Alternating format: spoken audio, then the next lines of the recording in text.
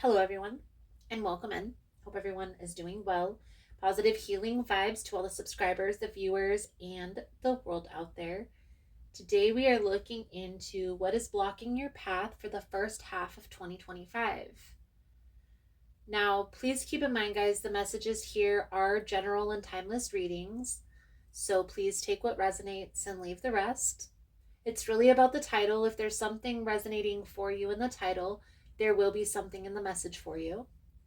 For information on personal readings, for membership information, for astrology boxes, it's all linked below in the description box.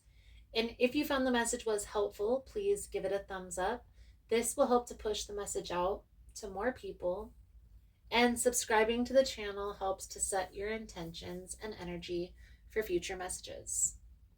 Now, in these messages specifically, we are going to look into what's blocking your path and how to remove and overcome these obstacles. We will also tap into what's coming in for you for the first half of 2025. I'm going to clarify throughout the message. I'll pull a few cards at the end for extra advice. If this is something that you're interested in, you're more than welcome in joining us. So let's dive right into Aquarius's energy. And let's see what needs to be released in order for you to excel forward for this year, 2025. Most important message here for Aquarius Spirit. What do my Aquarian friends need to know? What do they need to see through this upcoming energy? Please and thank you.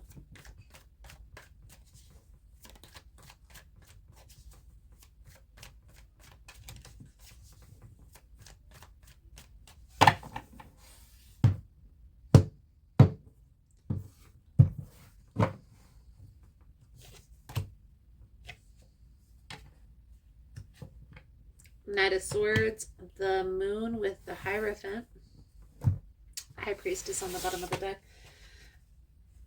The first thing that comes to my mind here, Aquarius, is not trusting your intuition.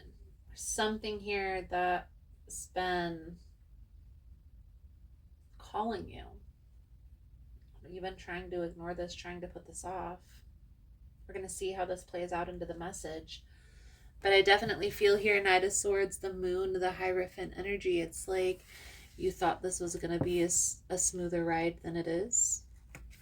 You thought things were going to turn out differently than they had. And now it has you kind of up in arms, that Knight of Swords energy.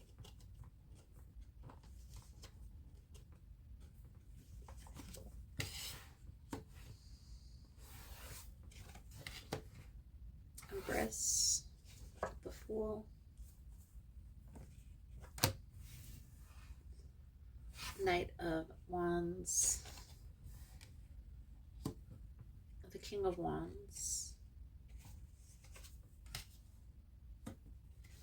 Page of Cups. Page of Wands. There is progression. We see progression here. What I feel is coming out here, Sagittarius. Sagittarius, you could be dealing with a Sagittarius, Aquarius. This is Aquarius's reading, by the way, not Sagittarius. Just to make that clear. It's almost like you've been putting yourself first, that's normal self-care, especially when you're in healing, when you're trying to mourn a loss. But there has to be a balance, right? There has to be a balance in life. So when we care about a person, maybe this is a significant other, maybe this has to do with a sibling, maybe this has to do with a parent. But when we have another person in our life and we're always ignoring this person's needs or wants in order to put ourselves first, that self-care of putting self first can become toxic. And that's why it's important to have a balance. Yes, you should make sure that you're taking care of yourself. But when there's a person that you care about, you should also take their wants and needs into consideration. Especially if it's a significant other or like a child who's life is intertwined with yours. Okay?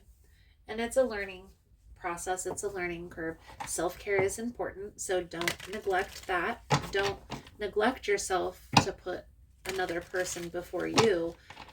But again, it's important to acknowledge the positivity, the toxic positivity, or the toxicity in I need to put myself first always and forever 100%.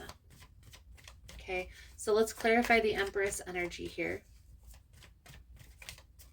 There's going to be an opportunity for you to mend. So whether this is a sibling or a child, or if this is a relationship that you have, like a significant other, there is going to be an opportunity to find a common ground, to mend. Having patience is going to be important. And then also getting clear on those boundaries, guys. I can't stress it enough. And I know everybody hinges when they hear boundaries. But boundaries aren't a bad thing. It's simply how much energy am I willing to give, and also how much can I take? And so understanding that within oneself is important to be able to express that. There's going to be an opportunity for mending. It's going to depend on several factors, but one of those factors is going to be, do you have an internal understanding of how this person made you feel and why? Like the boundary that was crossed. And can you express that in a calm fashion without getting upset, without putting your guard up? And if you can't, maybe it's important to wait to have that conversation until you gain that internal clarity. So if this person wants to have a conversation, you're going to have to say, I'm not ready. Give me some more time. Right now, I feel like you're kind of questioning, am I going to go through with this? Because here's the thing, there's been an altercation between you and this person. There's been a blow up. You and this person aren't on the same page, and so you get to the point where, is this worth it? In this scenario, especially if it has to do with a sibling or a child, somebody who is not a significant other, okay, somebody who is not an intimate relationship, okay, it may be important to be patient with the process. Wait, try to look at this from a more traditional approach. So, like, this is my family. I'm gonna have to make amends because there's going to be a point in time when we're going to cross paths.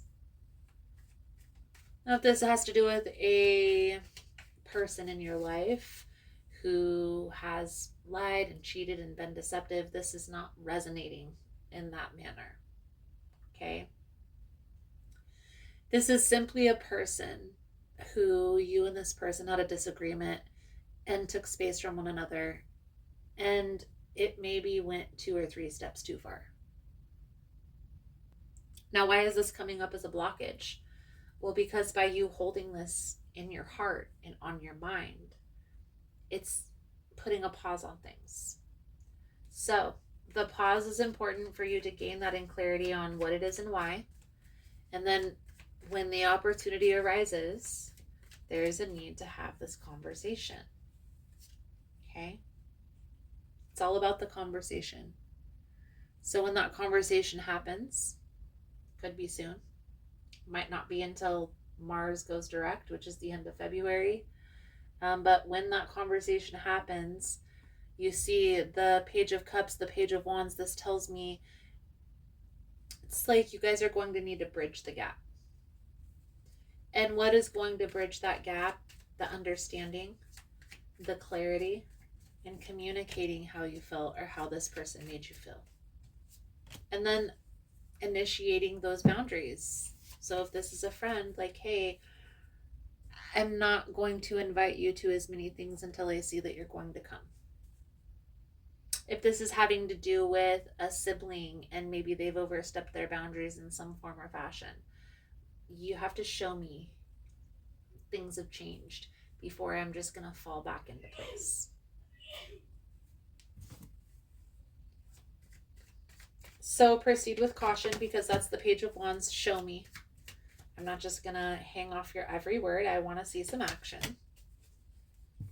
But the understanding that there has been some changes that are made, and I do feel like there is going to be a common ground that you're going to be able to find with this person. It may change the dynamic of the relationship, but I do feel like it's going to be for the better. So let's pull over the advice guidance moving forward for you, Aquarius. Thank you guys again for all the love and the support. For information on rituals, for ritual kits, for personal readings, it's all linked below. And if you found the message was helpful, if it's resonating, please give it a thumbs up. Or comment below how it was helpful, how it was resonating. You never know how your story could help another person. 8 of Cups, the 3 of Pentacles. That's that decision. You're still kind of up in the air. Is this really going to work? Do I want to continue? The King of Swords is like looking at this very straightforward, very practically. Detach a little bit emotionally and just be honest with yourself. In the long term, how does this play out for you? Do you see yourself finding a common ground with this person? Are you going to cross paths again? Or is this something that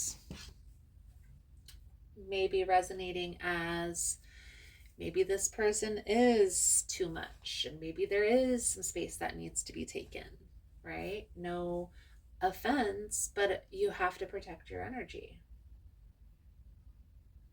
Gaining that internal clarity is what this message is going to be about. Once you know what you need to do and you take action on that, everything is going to move forward very quickly.